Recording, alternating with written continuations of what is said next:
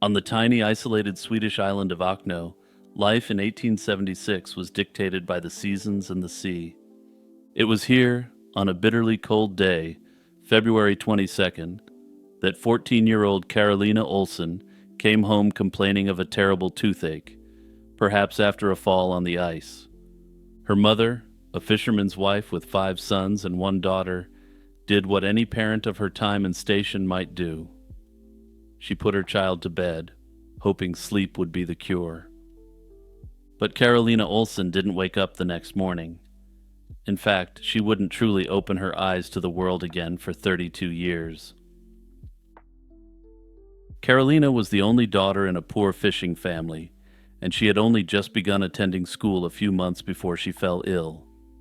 In the isolated, pre-modern world of Okno, misfortune was often understood through a lens of superstition. When Carolina wouldn't wake, her family, unable to afford a doctor, turned to a more ancient explanation. A witch did it. This initial interpretation was critical. By framing the event as supernatural, the family inadvertently removed it from the realm of conventional medicine. This set the stage for a long, quiet vigil. The problem wasn't seen as a sickness to be cured by a physician, but as a curse to be endured. This mindset may have created the very psychological state needed for such an unprecedented condition to take root. In short, it may have primed both Carolina and her family to accept her long and inexplicable state of being. For the next 3 decades, Carolina lay in her bed, a living mystery. Her devoted mother took on the role of sole caregiver, painstakingly keeping her daughter alive by force-feeding her 2 glasses of milk and sugar water each day. The legend that grew around the sleeper of Ono was fueled by bizarre, seemingly impossible details. Her hair, fingernails, and toenails reportedly never grew. She didn't seem to lose weight for decades, surviving on a diet that should have led to severe malnutrition.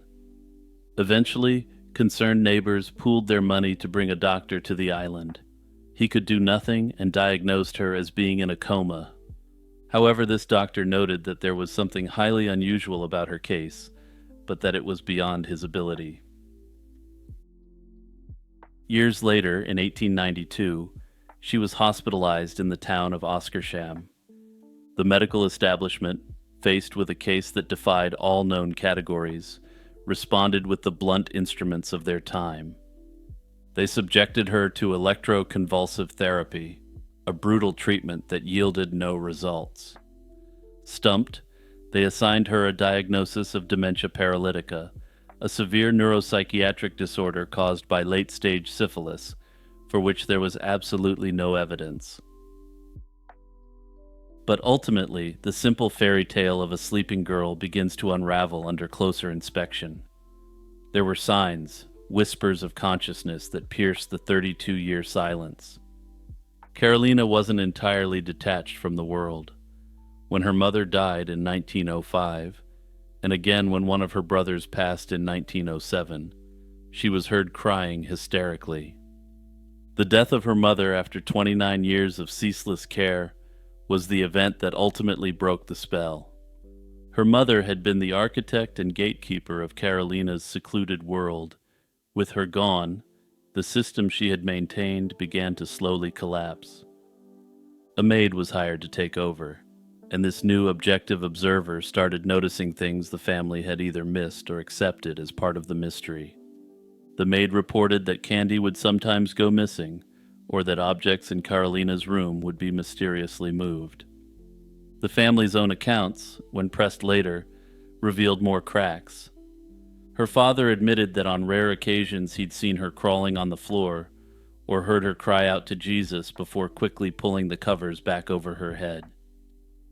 Honestly, that just makes the whole story all the more disturbing in my eyes. Even more telling, after her mother's death, Carolina's physical health began to genuinely decline. For the first time, she became visibly emaciated. This strongly suggests that her mother's care had involved more than the milk and sugar. She had likely been providing secret, substantial nourishment, propping up the fragile fiction of this so-called hibernation. Without its linchpin, the world Carolina had built with her mother was no longer sustainable. Reality, in the form of starvation, was beginning to intrude. On the morning of April 3rd, 1908, the fiction shattered completely. The maid entered the room to find Carolina on the floor, staggering and crying. She was awake, but the woman who stood there was a paradox. At 46 years old, she was thin and pale, yet observers claimed she looked no older than 25. When her surviving brothers, now grown men, rushed to her side, she didn't recognize them, remembering only the little boys she had left behind. Her first words were a question about where her mother was, and she claimed she had no memory of the 32 years that had passed, and that for her, it was still 1876. 2 years after she awoke, a psychiatrist from Stockholm visited Okno, determined to solve the puzzle. He was the first to apply a modern psychological lens to the case, and his conclusions remain the most plausible explanation. He dismissed the idea of hibernation as a biological fantasy, as no human could survive for so long under those conditions. Instead, he proposed that Carolina had suffered from a prolonged psychosis, or a deep dissociative state, likely triggered by an unknown but severe event. He believed she had been conscious the entire time, and that her mother had been a key enabler, a co-conspirator in her daughter's retreat from the world. This theory elegantly accounts for all the inconsistencies, including her stable weight while her mother was alive, and her sharp physical decline after her mother's death. The mystery of Carolina Olsen, then, is not just about one girl's mind, but about the powerful insulating dynamics of a closed family system. After waking, Carolina Olsen lived for another 42 years. She was described as happy and hardworking, living a quiet, unremarkable life on the island until she passed at 88. She had no ongoing deficiencies or conditions as a result of the time she allegedly spent asleep. She never spoke of the lost decades, taking the truth of what happened in that silent room with her to the grave. While modern medicine might point to any variety of rare conditions, her case remains too long, too consistent, and too peculiar to fit any neat diagnosis. The real mystery is perhaps not how she slept for 32 years, but what she was hiding from. The fall on the ice and the toothache were merely the sparks that lit the fuse. The original incident, the event so terrible that it made a 14-year-old girl decide to simply stop participating in life, remains forever buried. It's just after 6 on the evening of July 4th, 1928. High above the English Channel, the world is serene, viewed from the luxurious cabin of a state-of-the-art Fokker aircraft. Inside, one of the most powerful and influential men on the planet, the Belgian financier Captain Alfred Lowenstein, is wrapping up some work. He's flying from London's Croydon Airport to his home in Brussels, accompanied by his personal staff of 6. The flight is smooth, the weather perfect. At an altitude of 4,000 feet, Lowenstein excuses himself and walks to the rear of the plane to use the washroom, and the minutes start to tick by. 10 minutes pass, and his valet, Fred Baxter, grows concerned. He knocks on the door, but there's no answer, and at this point, according to the official narrative, panic starts to set in. Fearing his employer has fallen ill, he forces the door open, and what he finds is a scene of horror, not for what it contains, but for what it doesn't have. The small compartment is completely empty, and just a few feet away, the aircraft's main entrance door is unlatched, flapping violently in the slipstream. Alfred Lowenstein, the third richest man in the world, had simply vanished into thin air. Known as the Belgian Midas, he was a figure of immense power and public fascination. Born in Brussels in 1877 to a banking family, he possessed a natural talent for finance. He was already extremely wealthy by his 30s, but in the roaring 20s, his fortune exploded, in the good way. Lowenstein had the foresight to invest heavily in the disruptive technologies of his day: hydroelectric power and artificial silk. One of his companies brought electricity to developing nations, and his massive investments yielded enormous profits. To put it in modern terms, Lowenstein went all in on Nvidia stock and just kept riding the bull. At his peak, his net worth was the equivalent of over $1 billion today, a fortune that placed him behind only Henry Ford and John D. Rockefeller. He was a friend to kings and was consulted by heads of state, even receiving an honor from the British government. His lifestyle was famously extravagant, and he owned a fleet of private planes, a stable of prize-winning ponies, and lavish homes across Europe and America. But his business empire was a complex and tangled web of highly leveraged ventures. This high-risk, high-reward strategy made him a financial titan, but it also meant his entire empire was precariously balanced. He had created a world of powerful allies and, undoubtedly, ruthless and well-moneyed enemies. The events that unfolded aboard his plane only deepened the mystery. On board were his pilot, Donald Drew, a mechanic, Robert Little, his valet, Fred Baxter, his secretary, Arthur Hodgson, and two stenographers, Eileen Clark and Paula Biddalon. After Baxter raised the alarm, the story told by the crew was one of confusion and panic. Yet the pilot's actions were anything but straightforward. The logical response to a passenger falling from a plane would be to radio for help and land at the nearest airfield, which in this case was at Saint-Anglevaire in France. Instead, Drew chose to execute a risky landing on a remote beach near Dunkirk. It was a bizarre decision, one that seemed to prioritize privacy over protocol. When the plane was discovered by a unit of French soldiers on training maneuvers, Drew was evasive before finally admitting that his billionaire passenger was missing. This strange behavior, choosing an isolated landing spot and delaying the report, immediately suggested that this was no ordinary accident. It gave the impression of a crew needing time to align their stories, or perhaps, as some have theorized, to tamper with the scene of a crime. The official inquiry that followed was just as perplexing as the incident itself.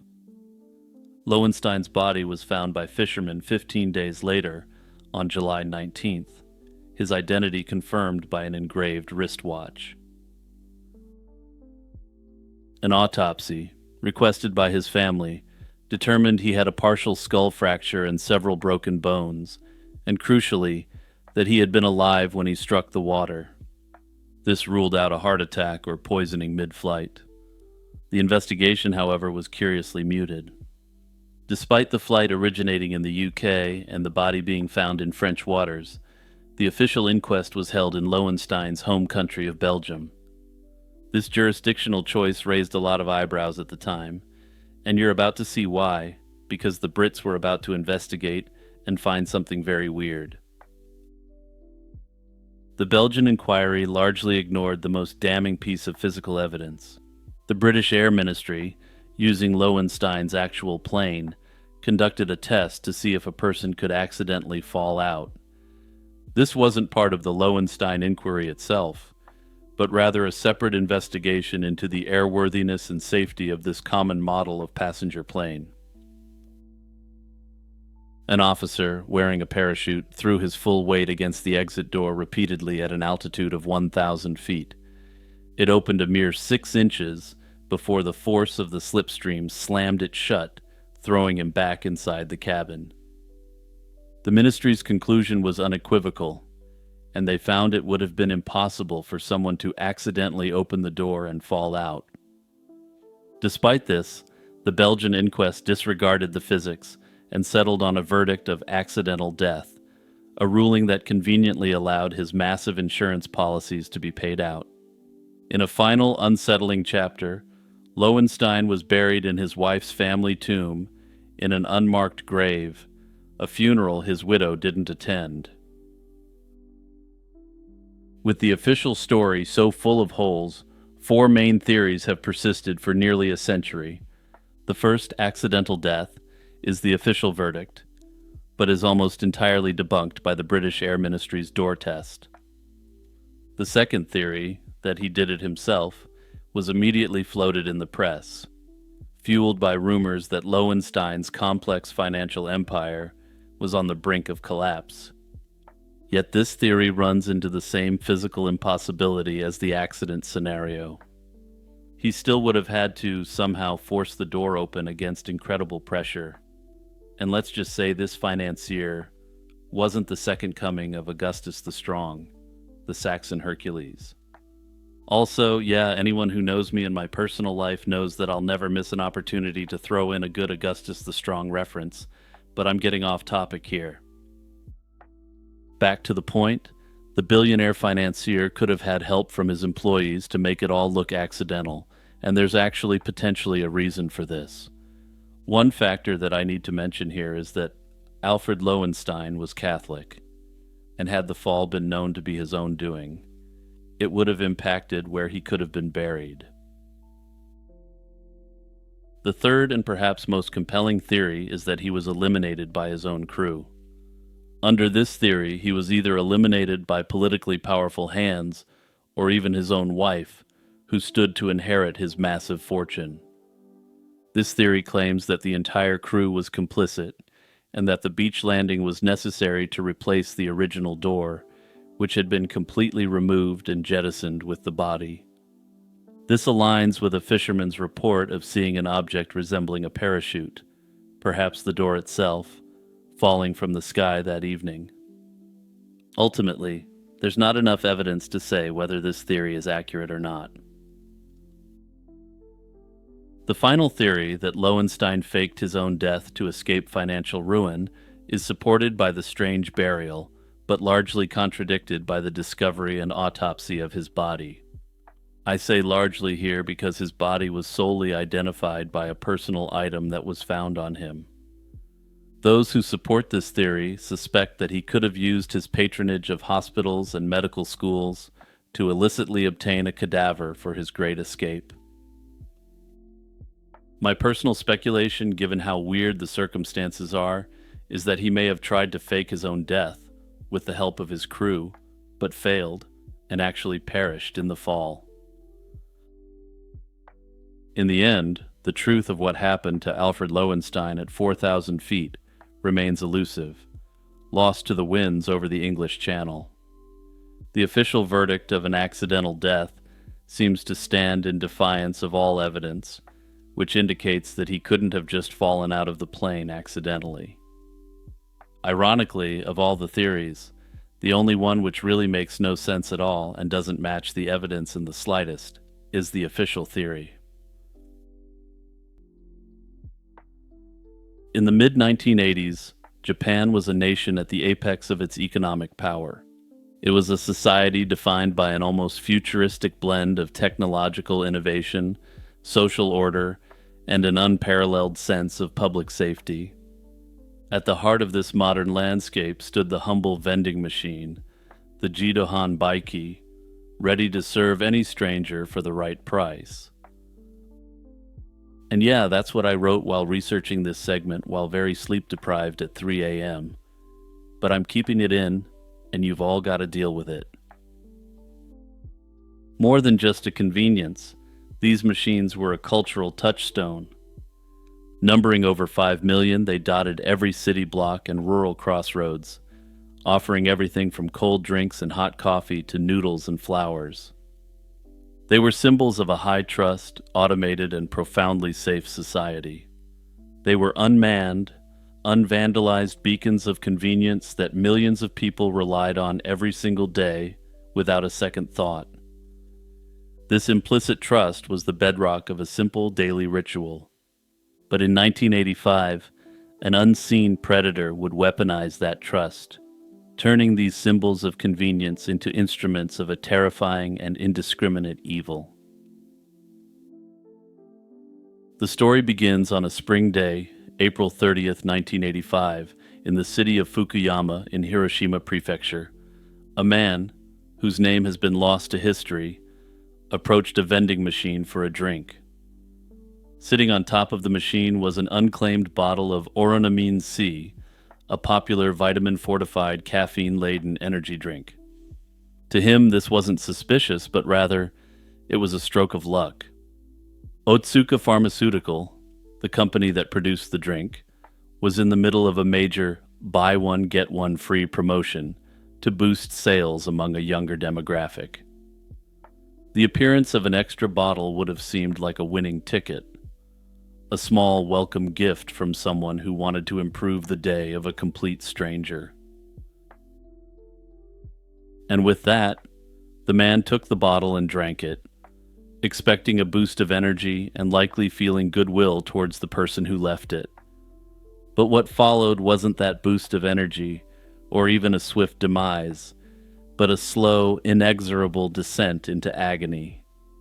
He soon fell ill, but the poison inside him worked with a cruel patience. For an entire month, his body was systematically destroyed from the inside out. He finally succumbed on May 30th, a full 30 days after his fateful encounter with the free drink. The agent of his death was later identified as paraquat dichloride, a potent agricultural herbicide.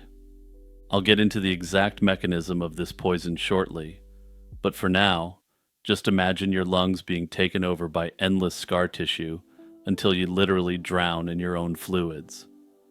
At the time, no one knew that this horrifying, isolated death was the opening act of a spree that would create one of Japan's most disturbing unsolved mysteries.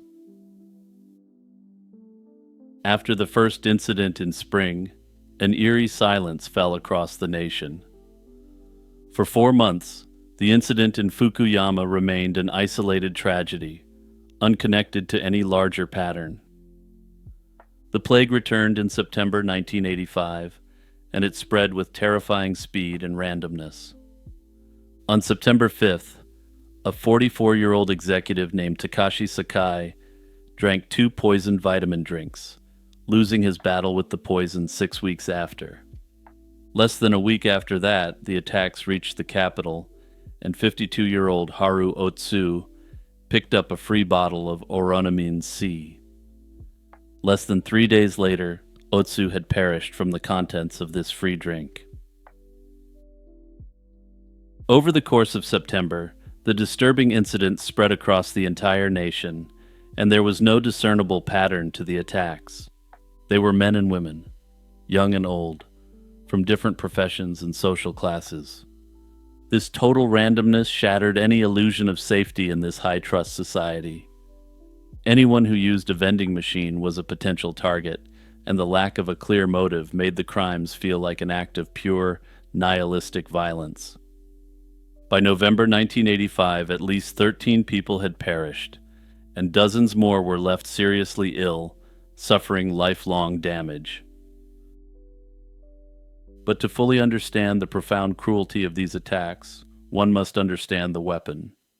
Paraquat is a commercial herbicide, a mundane chemical used by farmers to control weeds. In the 1980s in Japan, it was dangerously accessible to almost anyone. While purchasers were technically required to demonstrate an agricultural need, the substance could be bought without a formal prescription or identification. The requirement to demonstrate agricultural need was satisfied simply by giving your word that you needed it for pest control. You could simply say that you had a backyard garden that was being overrun with beetles, and next thing you knew, you had your paraquat. You didn't even need a backyard or a garden, and there didn't need to be any beetles. You just had to give your word. After all, in a high-trust society where everyone assumes the best of their fellow citizen, it seemed inconceivable that someone would obtain paraquat to do what the perpetrator did. Notably, the ultimate cause of death is what makes paraquat poisoning uniquely horrific. As I alluded to earlier, it brings on a condition called pulmonary fibrosis. Inside the lungs, the chemical generates an oxygen reaction that causes catastrophic cellular damage, leading to the progressive and irreversible growth of fibrous scar tissue. Paraquat poisoning hijacks the fundamental breathing mechanism and turns it against your body. The soft, pliable tissue of the lungs hardens, making it impossible to expand and contract. Victims find it increasingly difficult to breathe, as if they are slowly being suffocated. In the end, they effectively drown in their own fluids, often fully conscious of their agonizing demise. Simply put, the person who launched this assault against society didn't just want to destroy lives, the perpetrator wanted to inflict maximum suffering doing it. They also wanted to be sure that the people who did survive the poisonous assault would be permanently scarred, literally, for the rest of their lives. For the victims of the vending machine predator, and for the doctors who tried to save them, the most terrible truth was their complete helplessness. There's no antidote for paraquat poisoning, and medical interventions are purely supportive and almost always futile. But with that said, let's get to the manhunt for the perpetrator of this disturbing crime. As the body count rose, a massive police investigation was launched, but it quickly became clear that they were hunting a phantom. The case was a profiler's nightmare, a crime that seemed perfectly designed to defy traditional investigative methods. The perpetrator's randomness was their greatest defense. With no connection between the victims, police could not establish a motive, leaving them with no starting point. The perpetrator was also meticulous in their methods. They chose vending machines in low-traffic areas, ensuring there were never any witnesses to their actions. The technology of the era also worked in their favor. Surveillance cameras were not yet a common feature of the urban landscape, so there was no video evidence to analyze. Most importantly, the perpetrator left nothing behind whatsoever. DNA analysis wasn't yet a tool in the forensic arsenal, but even if it had been, there was nothing to test. With the police investigation at a standstill, the responsibility for public safety shifted dramatically. Unable to catch this silent predator, authorities and corporations were forced to try and prevent the next attack. This led to an unprecedented public safety campaign that transformed the daily life of the nation. Warnings were posted on over 5 million vending machines, a massive logistical undertaking that brought the threat into the public's immediate view. These notices, issued jointly by police, vending machine operators, and soft drink companies, urged the public to adopt a new, defensive position while at these formerly friendly machines. Customers were warned to carefully inspect beverage caps for tampering, to check dispenser slots for any unusual items, and most importantly, to throw away any drinks they found. In the absence of evidence, all that remained was speculation. Criminal psychologists note that poisoners, particularly those who attack anonymously, often fit a specific profile. They tend to be cunning, methodical, and emotionally immature, driven by a deep-seated sense of inadequacy for which they compensate with a desperate need for power and control. Poisoning is the ultimate remote control crime. It allows the perpetrator to feel godlike and omnipotent without the mess of a direct confrontation. Further, the perpetrator's rage is often not directed at a specific individual, but is a nihilistic fury towards existence itself. At the time, Japanese experts offered theories that tried to place the crimes within a national context. A professor of criminal sociology in Tokyo suggested the attacks could be a twisted manifestation of the pressures of Japan's intense and work-oriented society. He speculated that for an individual living under tremendous stress, attacking others indiscriminately could become a disturbed outlet for frustration. Meanwhile, a forensic psychologist who was helping the National Police Agency with the case proposed a more chilling motive at the time. He argued that the perpetrator was likely motivated by the adrenaline rush and the sense of superiority that came from imagining the suffering of their victims. In essence, the perpetrator enjoyed a secret power they held over the lives of complete strangers. Other theories would flourish in the years after the attacks, but I'll get to those in a quick moment. The attacks stopped as suddenly as they had started in late November 1985, and with that, the phantom vanished permanently. In 1986, in direct response to the crisis, the Japanese government took action. It severely restricted the sale of paraquat and mandated that the chemical be reformulated into a less concentrated, less toxic version, even when sold for legitimate usage. One theory surrounding the paraquat poisonings is that they were linked to Yakuza extortion. The logic behind this suspicion rests on how the attacks coincided with Japan's booming beverage industry. During this period, vending machine operators and drink manufacturers were making enormous profits. Organized crime groups had long infiltrated legitimate industries through protection rackets, forcing businesses to pay for quote-unquote safety. In this light, the poisonings may have been a demonstration aimed at beverage companies that resisted such demands. By contaminating products placed on vending machines, the culprit created widespread fear, tarnishing consumer trust, and damaging corporate reputations. The randomness of the victims would have amplified the terror, ensuring maximum pressure on the companies rather than targeting specific individuals. However, no direct evidence ever tied the Yakuza to the paraquat cases, and criminologists note that this doesn't fit the pattern of their crimes. While they're known to engage in corporate manipulation, they generally do so in a discreet way, so as not to involve the authorities. The level of attention and heat that would have been brought from engaging in a mass poisoning event is unprecedented for the Yakuza. Further, and perhaps most importantly, skeptics note that there was a total lack of demands, and no ransom note was ever issued. This suggests the crimes may have instead been the work of a lone poisoner, driven by nihilism rather than profit. However, perhaps the most disturbing theory related to this case has nothing whatsoever to do with a lone nihilist out for revenge against the world. There's the theory that the attacks may have been orchestrated by the North Korean state to inflict terror upon the Japanese populace. Now, those of you who are unfamiliar with this period in history may believe that this is a fringe conspiracy theory with no backing to it whatsoever. Well, that's where you're wrong, because during this time, North Korean agents were literally pulling up in submarines and kidnapping Japanese citizens, amongst other crimes. However, skeptics have a difficult time squaring the poison used with this theory.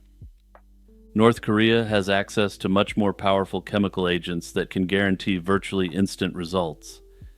They claim that had this been a campaign by this state actor, paraquat wouldn't have been used. That said, the counterpoint to this is that North Korean sleeper agents may have simply had to work with the poisons they could obtain locally. The case of the vending machine poisoner remains completely unsolved at this point. No potential perpetrator was ever identified, and the motive remains a subject of speculation. Notably, in 2010, Japan abolished the statute of limitations for severe crimes such as this. However, the abolition of the law isn't retroactive, so even if the poisoner was caught today, they wouldn't be able to be prosecuted criminally. On the crisp autumn afternoon of October 1st, 1919, America turned its gaze to Cincinnati's Redland Field.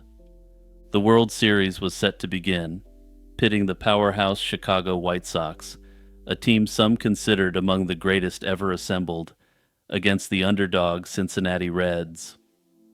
The White Sox were such overwhelming favorites that finding anyone willing to bet against them was a fool's errand.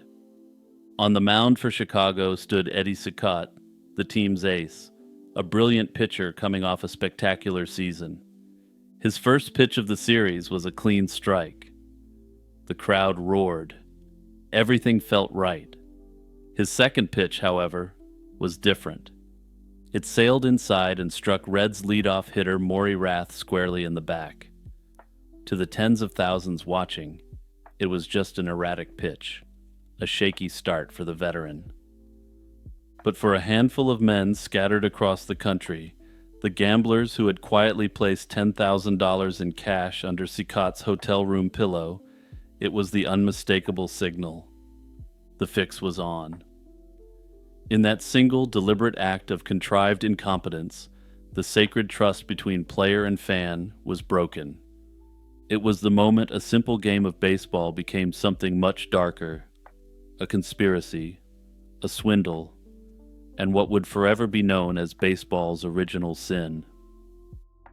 To understand how a team so dominant could agree to sell its soul, one must first understand the world they inhabited. The popular narrative, immortalized in books and films, paints a simple picture of victimhood. It casts White Sox owner Charles Comiskey as a notorious miser whose penny-pinching ways drove his underpaid superstars to desperation. Recent historical analysis of salary data from the era reveals a far more complex reality. The 1919 Chicago White Sox weren't a band of beleaguered paupers working for pennies.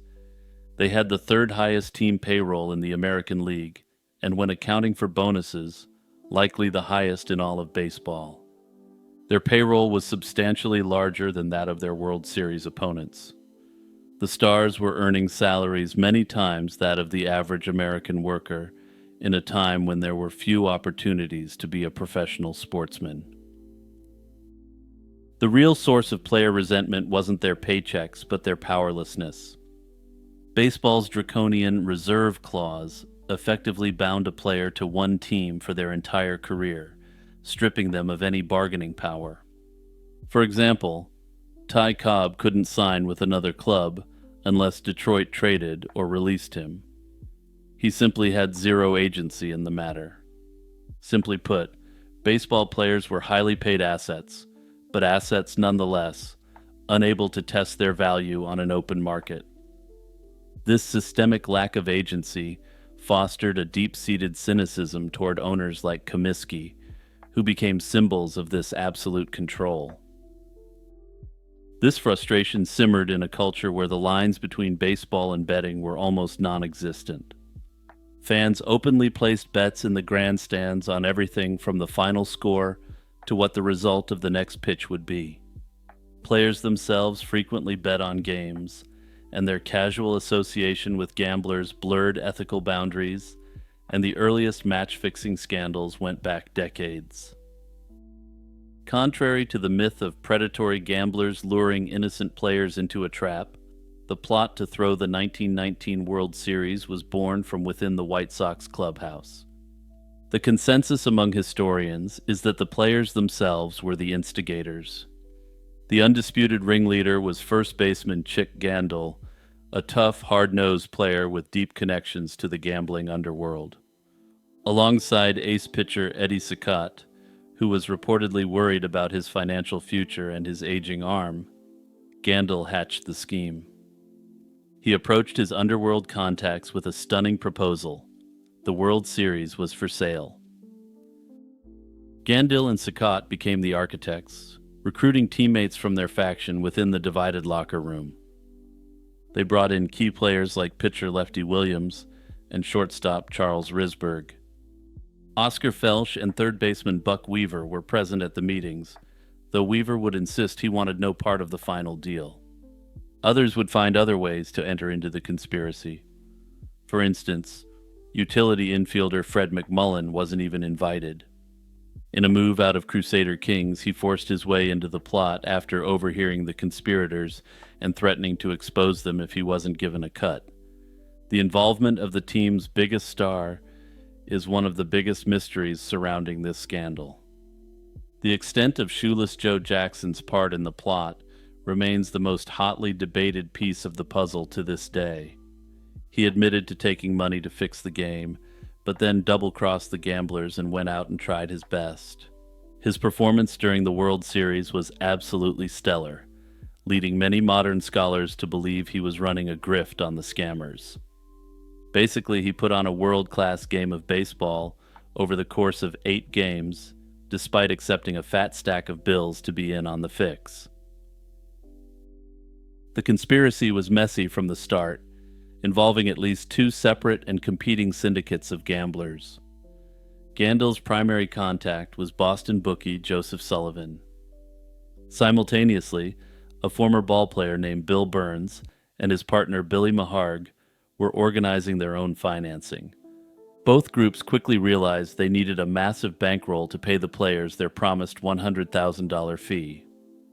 That led them all to one man, Arnold Rothstein, the most powerful and notorious underworld financier in New York. Rothstein was a criminal mastermind, the inspiration for fictional characters like Meyer Wolfsheim in The Great Gatsby.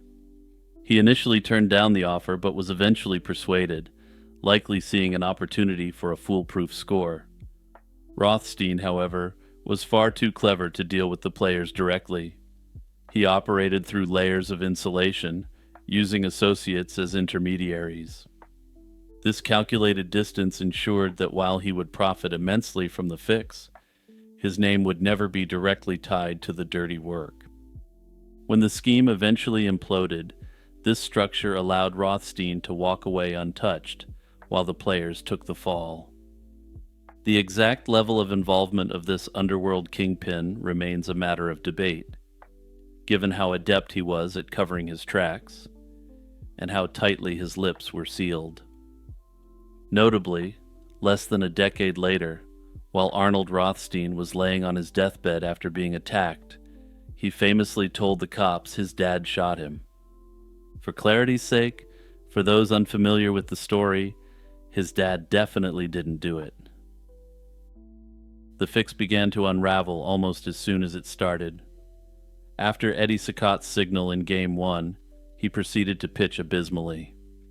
In Game 2, Lefty Williams took the mound and issued a series of suspicious walks in the 4th inning, leading to a 4-2 Reds victory. The players had delivered 2 losses as promised, but when it came time to collect, the gamblers reneged.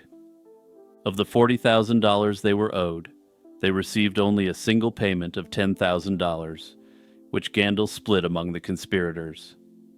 The trust between the cheaters was immediately broken. The plan descended into chaos. In Game 3, in a surprise move, a rookie pitcher who wasn't in on the fix took the mound for Chicago, leading to a White Sox victory. The gamblers were furious, and the players were divided.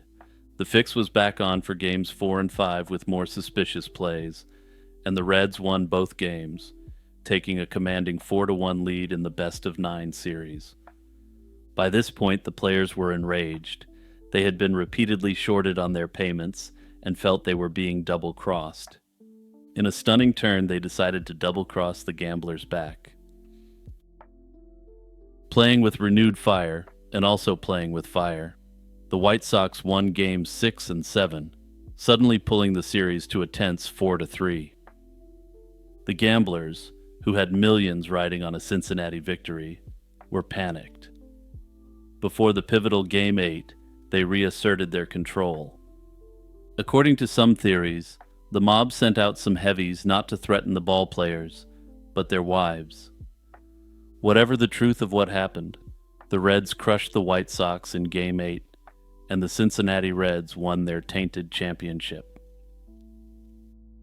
For nearly a year, the scandal remained an open secret, a swirl of rumors that dogged the White Sox throughout the 1920 season.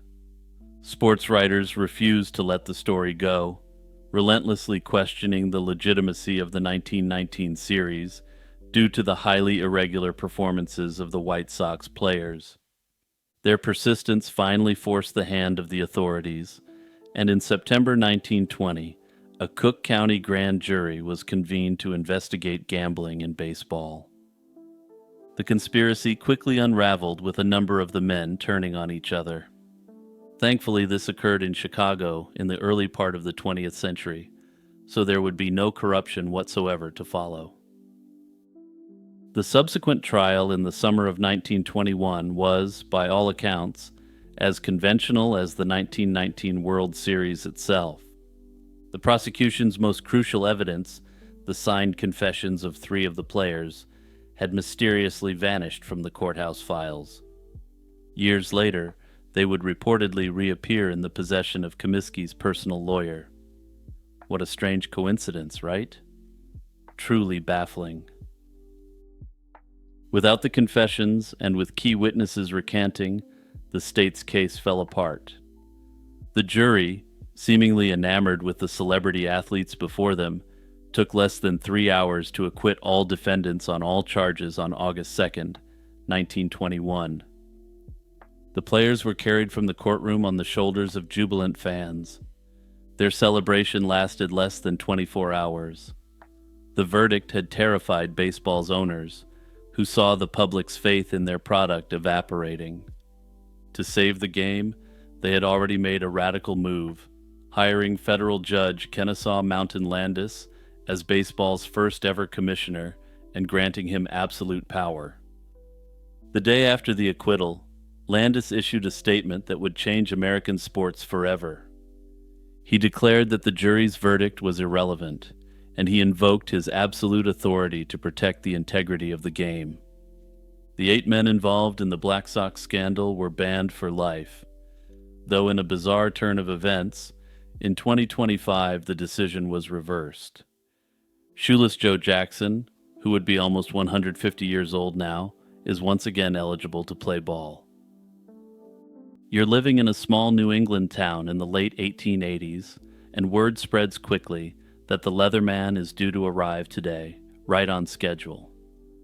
But despite this sinister name, you and the other townsfolk step out to watch as a strange figure trudges into view. He's a bearded man swathed head to toe in a patchwork suit of leather, perhaps 50 pounds of it, scuffed and weather-beaten from endless travel. He moves with a steady determination, indifferent to the rain and mud, a well-worn knapsack on his back, and a stout walking stick in hand. It may sound like complete fiction, but this is no myth, but rather the multiple mysteries of a figure beloved by New England locals in the 19th century. The man known only as the Leatherman was a mysterious vagabond who roamed the roads of western Connecticut and eastern New York in the mid-19th century. He first appeared sometime around the late 1850s and spent over 30 years trekking through the region until his death in 1889, and his legend grew over the years. His nickname came from his unusual attire.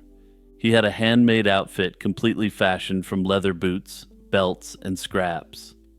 By all accounts, he was a quiet, harmless wanderer who rarely spoke more than a grunt or a polite thank you. Yet despite how odd he was, he became a welcomed sight in many communities, despite his rough appearance, and he was treated with great respect. In fact, he was so respected that towns along his route would eventually pass laws to protect him and stop anyone from interfering with him. Of the Leatherman's personal life, his real name, origins, and motives, little is known for certain. He never explained himself, and the few times people tried to ask, he would abruptly end the conversation or simply wander off. Locals observed that he spoke in broken English but was fluent in French, leading to speculation he was of French or French-Canadian origin. He also steadfastly refused to eat meat on Fridays, strongly hinting at a Roman Catholic background, which I'll be discussing more in a bit, since I have a theory about this. Notably, when he perished, he was found with a French-language prayer book, which unfortunately doesn't appear to have been preserved. While this confirmed that he was indeed a French speaker, the prayer book could have given clues as to whether he was French-Canadian or from France itself. What made the Leatherman truly extraordinary was the regularity of his travels. He walked an enormous circular route of roughly 365 miles, visiting a loop of about 41 towns in Connecticut and New York in sequence. Incredibly, he would complete the entire circuit in about 34 days, almost like clockwork, then start all over again.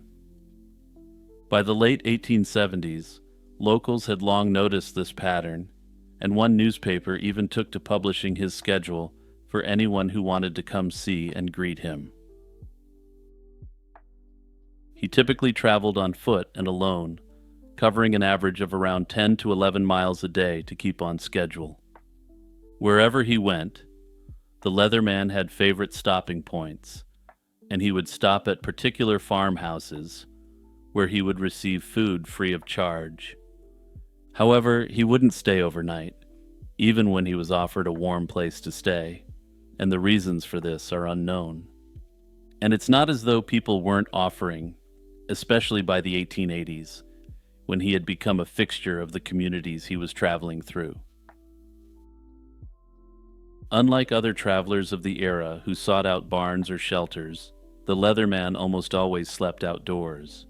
He typically slept in caves, rock shelters, or hollowed-out spaces along his route. These spots became known locally as Leatherman's Caves, and many can still be found today bearing that name. During brutal winter weather, he would build fires at a cave entrance to warm the interior, and he somehow survived infamous storms of the period. Despite years of sleeping rough through New England winters, by the end of his life he hadn't lost a single finger or toe to frostbite, a testament to his survival skills. This has also been cited as evidence that the Leatherman wasn't someone who didn't have his wits about him. Had he not been extremely proficient in his ability to survive, he wouldn't have made it under these conditions. Although the Leatherman lived apart from society, he was no hermit. In fact, many communities along his route developed an affectionate relationship with the wandering leather-clad man. He never begged outright, but residents knew he relied on their hospitality for sustenance.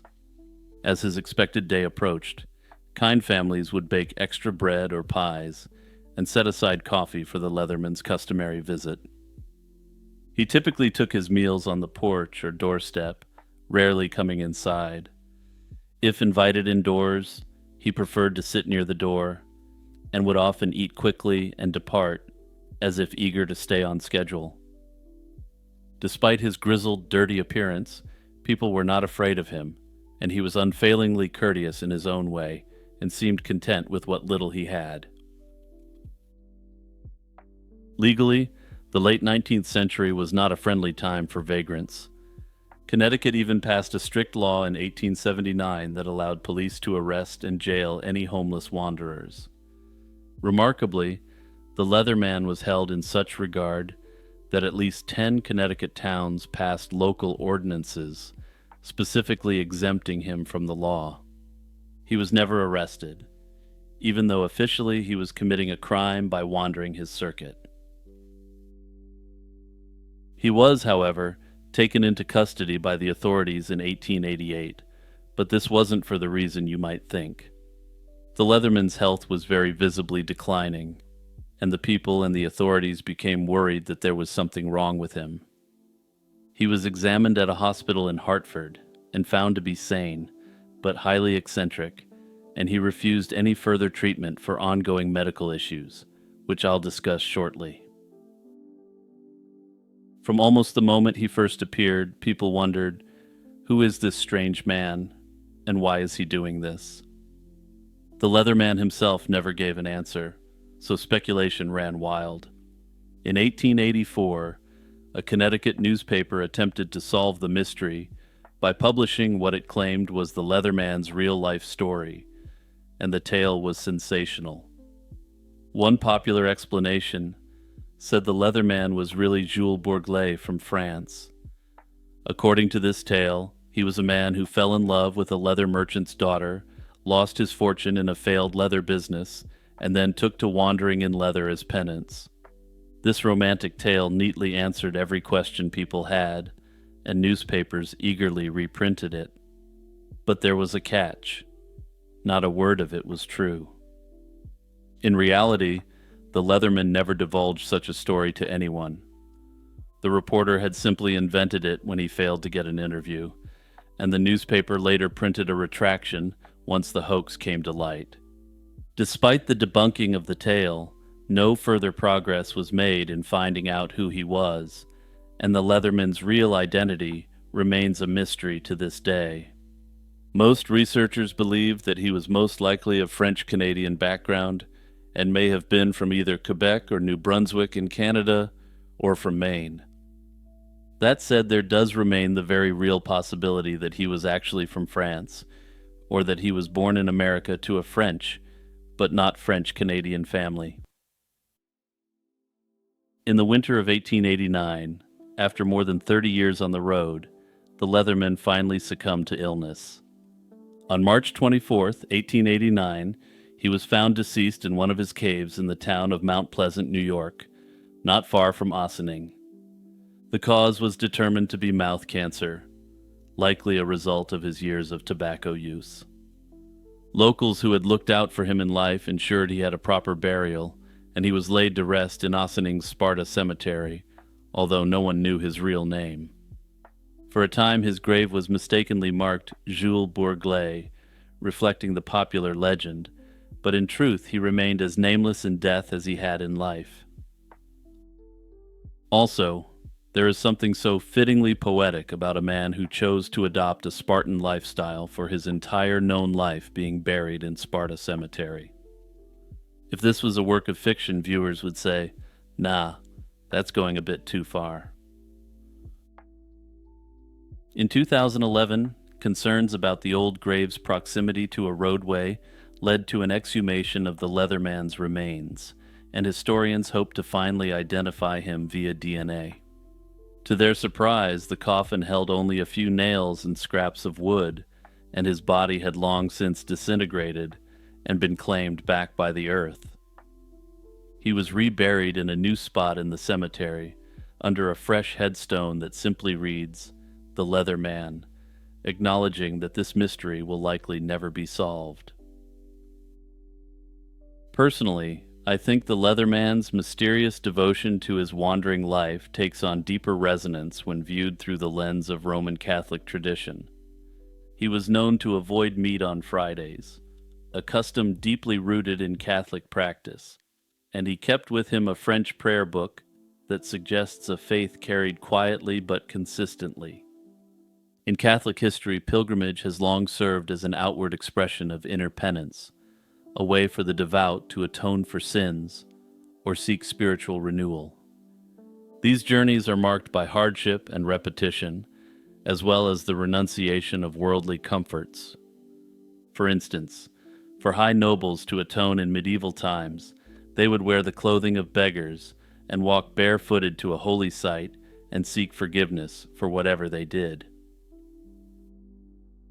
Seen this way, his 365-mile loop through Connecticut and New York wasn't just the path of a drifter. It might have been his own private pilgrimage to atone for some unknown act.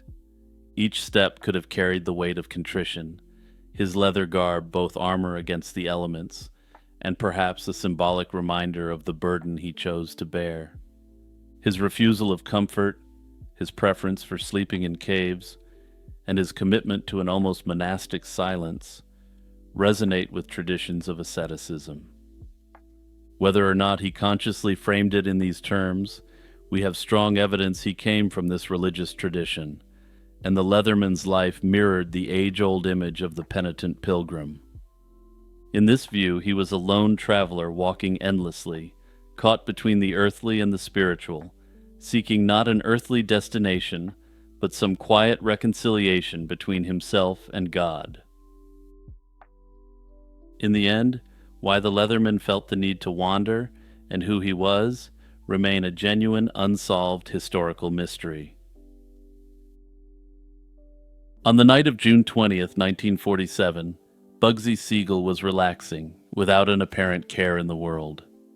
Inside a lavish Beverly Hills mansion at 810 North Linden Drive, he sat on a floral-covered sofa next to his associate, Alan Smiley. The 41-year-old gangster, known for his violent temper but also his considerable charm, seemed to be in good spirits, casually reading the Los Angeles Times under the glow of a table lamp. The living room drapes were wide open to the warm California night, an oversight for a man with a long list of enemies. Outside, hidden in the darkness and less than 14 feet away, a marksman took aim. The hitman rested the barrel of an M1 carbine on the exterior of the window and pointed towards his illuminated target. Then, suddenly and without warning, shortly before 11, the quiet was shattered by a volley of 9 shots, tearing through the glass. 4 of the 9 shots found their mark with brutal precision. 2 bullets ripped into Siegel's torso.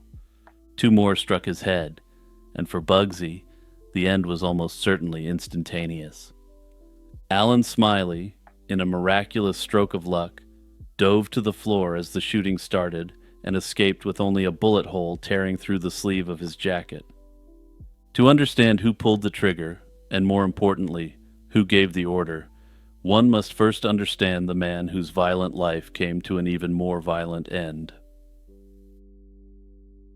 Bugsy was born into a world he was determined to escape by any means necessary. The son of poor Jewish immigrants from the Galicia region of Austria-Hungary, he was born in Brooklyn in 1906 and grew up surrounded by the poverty of the Lower East Side. He rejected the humble life of meager wages his parents endured and, from a young age, sought a faster path to wealth and status through crime. He started by running a brutal protection racket, targeting pushcart peddlers from his community who operated in a legal gray zone. If a vendor refused to pay for his protection, someone would just happen to douse their cart in kerosene and set it ablaze, a terrifyingly effective business model. It was on these tough streets that Siegel forged the most important alliance of his life.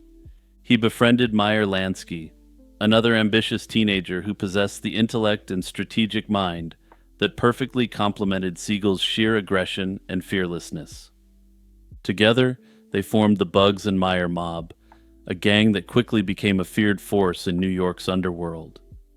With the advent of Prohibition, they moved into the lucrative business of bootlegging, hijacking liquor shipments from rival outfits, and serving as hitmen for various crime families.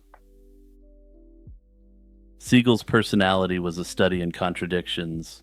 He was strikingly handsome, impeccably dressed, and charismatic. He was obsessed with the concept of class, believing it was the only thing that mattered in life. He cultivated an image of sophistication, buying an apartment in the Waldorf Astoria, and routinely visiting high-end nightclubs where he would flex his success. He was vain, using face creams and washes every morning and night to maintain his youthful looks in what I can only assume was the style of Patrick Bateman. In the mid-1930s, after establishing himself as a hitman in NYC, Siegel was sent to California to expand underworld operations on the West Coast. He quickly consolidated control over gambling, ladies of negotiable affection, and a variety of substances.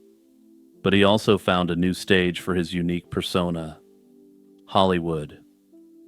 He became a fixture in the celebrity social scene, befriending A-list stars like Cary Grant, Gary Cooper, and Frank Sinatra. This dual identity as a charming socialite and a brutal predator was more than just a lifestyle. It was a highly effective professional strategy. His glamorous Hollywood connections provided a perfect cover for his criminal activities. This allowed him to operate in plain sight as one of the nation's first front-page celebrity gangsters, who was known to the public primarily for his social connections and charm. He leveraged his friendships for direct financial gain, borrowing $500,000 from movie stars and movie executives. His gentlemanly persona made these wealthy and powerful people believe he would make good on these loans, but he never really intended to repay them. However, Siegel's ultimate ambition lay east of Hollywood, in what was then the dusty desert town of Las Vegas. The vision for a new kind of luxury resort in Las Vegas, however, wasn't originally his. It belonged to Billy Wilkerson, the influential publisher of The Hollywood Reporter and a successful developer of popular nightclubs. Wilkerson envisioned a sophisticated European-style hotel and casino that would stand in stark contrast to the rustic establishments that then existed on the Strip. But Wilkerson, a heavy gambler himself, quickly ran out of funds during construction. Seeing an opportunity, Siegel, backed by millions of dollars from Lansky and other mob interests, muscled his way into the project, eventually forcing Wilkerson out and taking complete control. With the project in his hands, Siegel's obsession with class and his lack of business acumen proved a disastrous combination. Or should I say, it appeared to be disastrous at the time, since as you'll see, many of the steps he took to make the Flamingo unique would be what made Las Vegas what it was and is. The hotel's budget, initially estimated at around $1.5 million, spiraled out of control to a staggering $6 million. Siegel demanded unprecedented luxuries, many of which were unheard of in the desert at the time. Each apparently misspent dollar would be yet another woodpecker of mistrust, brutally pecking away at the bonds between Bugsy and his financial backers. He insisted on full air conditioning, lush gardens with imported palm trees, and most extravagantly, private sewer lines for each of the hotel's 105 rooms. Interestingly, Bugsy ended up getting fleeced repeatedly and consistently by contractors, who realized that he had a lot of money and no business sense. He would nickname this hotel and casino resort in the desert the Flamingo, supposedly as a nod to his girlfriend, who had notably long legs. Back east, his mob investors were furious, and they grew deeply suspicious that the massive cost overruns were not just due to mismanagement. They believed that he may be skimming millions of dollars from the mob to fund his fancy Burt Reynolds tier lifestyle.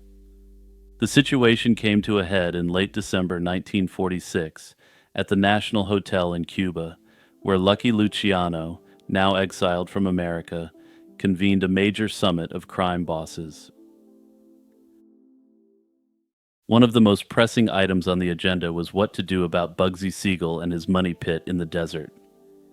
Many of the bosses argued that Siegel had shown blatant disrespect and had to be eliminated.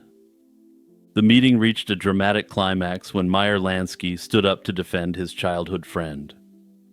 According to some who later talked about what happened at this legendary meeting, Lansky's advocacy ended up saving Bugsy's hide for the time being. His life hinged on whether the Flamingo would be the massive money printer it was supposed to be. The opening, scheduled for the day after Christmas 1946, was a complete catastrophe. A rare winter storm grounded the private planes Siegel had chartered to fly in his Hollywood friends. While some celebrities made it, the star power was severely diminished. Worse, the hotel portion of the resort wasn't even finished, so there were no rooms for the gamblers who did show up. The high rollers who won big at the tables simply took their cash and went to stay and spend at the neighboring hotels and casinos. Within its first week, the Flamingo's casino lost a reported $300,000. Humiliated and hemorrhaging money, Siegel was forced to shut the doors within weeks of the opening while the casino restructured. However, he would soon be cut down by that bullet, and he would never be able to fully oversee the next steps in the Flamingo's life cycle. The most widely accepted explanation for Siegel's slaying is that it was a cold, calculated business decision made by mob interests. From the mob's perspective, Siegel was a liability. He had mismanaged a massive $6 million investment, shown blatant disrespect to his powerful backers, and was widely suspected of stealing from them. In the unforgiving world of organized crime, these were capital offenses. His execution was a message to everyone in their sphere of influence. No one, no matter how famous or feared, was above the bottom line. The most compelling evidence supporting this theory is the swift and seamless takeover of the Flamingo. Just minutes after the shots were fired in Beverly Hills, three of Lansky's top associates, Mo Sedway, Gus Greenbaum, and Morris Rosen, walked into the Flamingo's casino. They calmly announced to the staff that they were now in charge and immediately started running the show under the direction of Lansky. This perfectly coordinated transition, executed almost simultaneously with the slaying hundreds of miles away, strongly indicates a pre-planned action. Under this theory, Lansky had advocated for his friend at the Havana conference and promised that Bugsy would make good on his promises.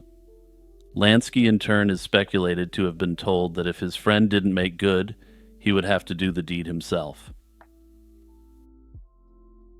While the mob hit remains the historical consensus, Siegel's slaying is still officially an unsolved case, and several compelling alternative theories have emerged over the decades.